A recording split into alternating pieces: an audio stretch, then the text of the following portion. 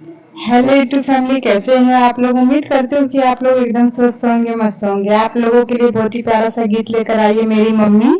ये है संधी गारी गीत। उम्मीद करती हूँ कि आप लोगों को बहुत पसंद आएगी ये संधी गारी गीत।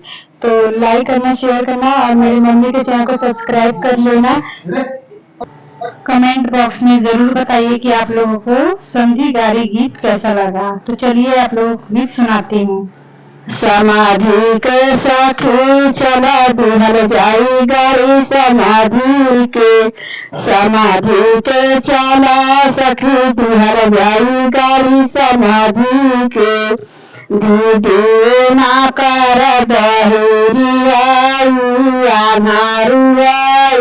देखाने में बानर जैसा लगा समाधि के चला सखी दुहल जाई गाई समाधि के भसुर के चला सखी दुहल जाई गाई भसुर के चला सखी दुहल जाई गाई भसुर के उनकर दीदी बहियाई देखाने में बिलारी जैसा लगा समाधि के भसुर के चला सखी दुहल जाई गाई भसुर के चला सखी दुहल जाई गाई भसुर के दुल्हा के चला सखी दुहल जाई गाई